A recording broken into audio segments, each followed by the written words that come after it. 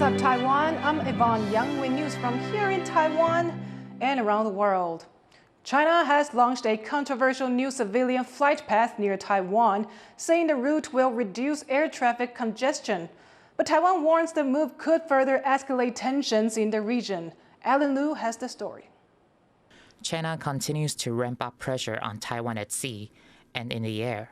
On Sunday, it announced a new feeder route for one of its flight paths in the Taiwan Strait, one that authorities in Taiwan are sounding the alarm over. 民航局6号宣布启用 M503 航线、W121衔接航线。 Beijing says the purpose of the new route is to ease air traffic congestion in the region and reduce flight delays, and that it benefits both sides of the Taiwan Strait. But Taipei has long raised concerns about the location of the path, and it's expressed strong regrets over the new route. The M503 air route was drawn up by China in early 2015. It sits on the western side of the median line in the Straits, putting it very close to Taiwan-sensitive airspace. Last April, China opened 2 eastbound feeder routes despite protests from Taiwan.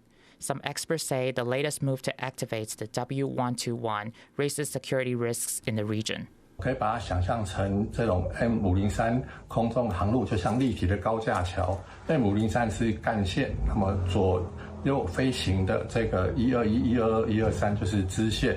那支线启动之后，当然会让这主线的航路更为拥挤，那就压缩到台湾的防控空间了。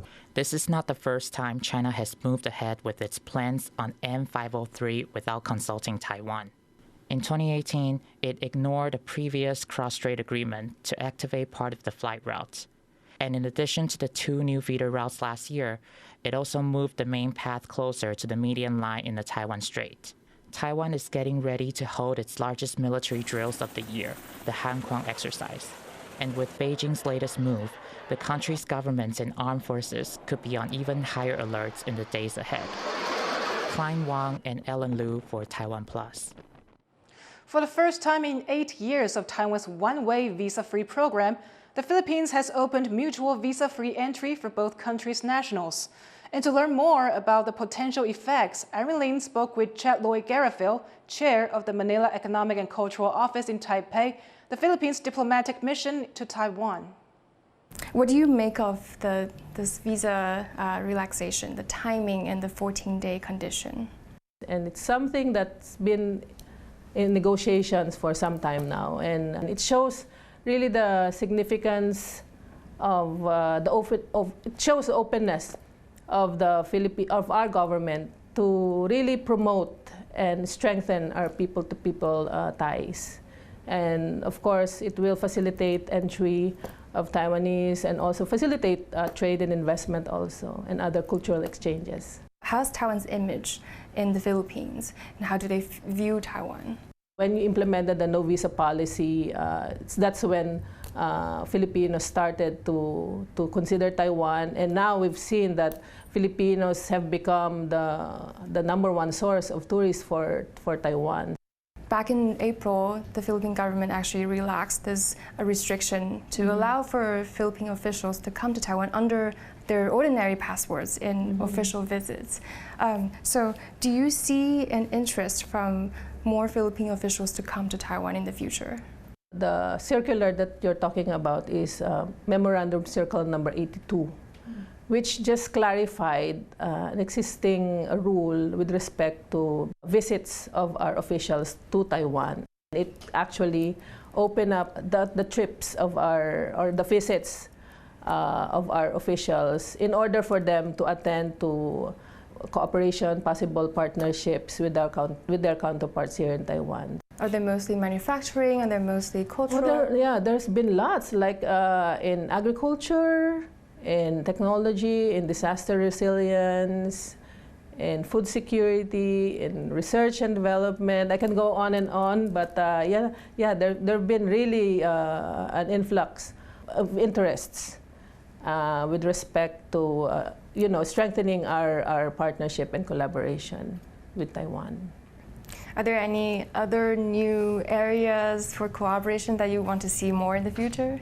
One of the major areas that we are working very hard with our Department of Trade and Industry here is to really convince the big Taiwanese businessmen to relocate or to at least expand their business in the Philippines.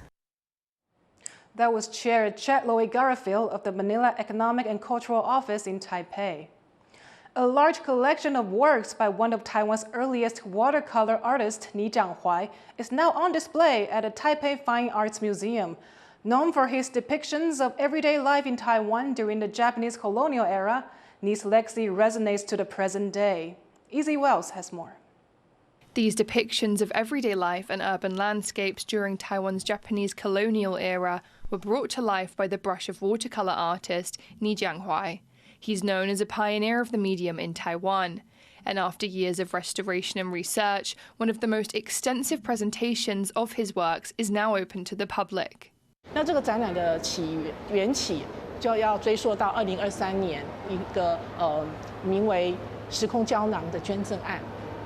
当时尼家的后代捐赠了大批作品给北美馆，那总数将近500件，是我们馆史上面在40年的馆史上面史无前例的。 Born in 1894, Ni was the first Taiwanese student of Japanese painter Ishikawa Kenichiro, who first introduced him to watercolors.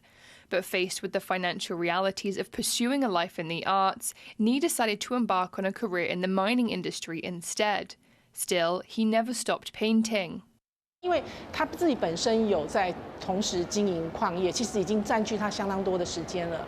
可是他自己还是勤于创作，就对艺术他无法割舍，所以他也一直在从事创作。那他老实说，他也没有多少时间，所以他的风格或者说他的画法来讲，他都是以他周遭的生活场景譬如说他工作的一个场景，他的矿场，或者是他居住他的居所，他居住的所在地基隆，那么他在 描绘基隆的一些城市的景观。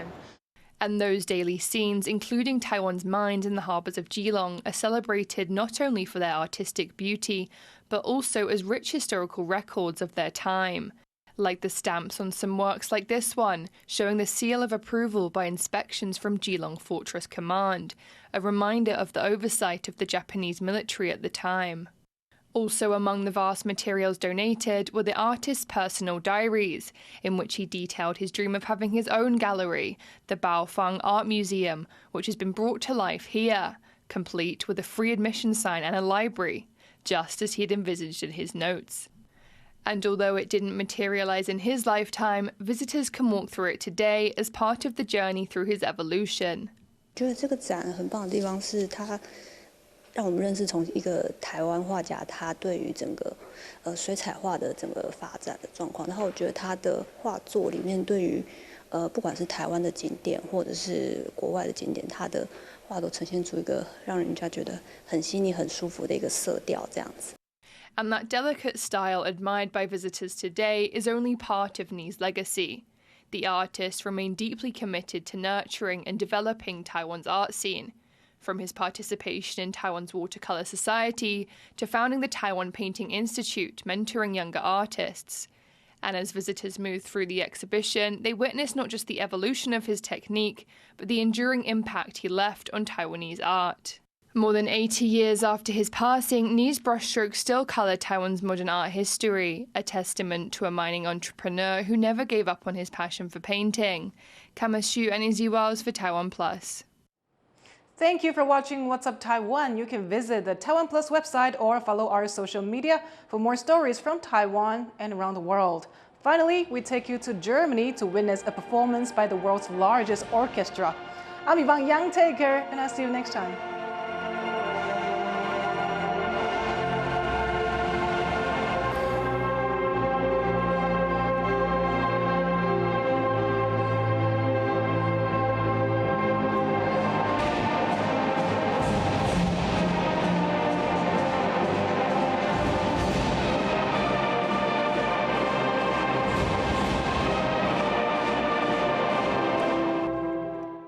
For more stories from Taiwan and Expo 2025, visit TaiwanPlus.com.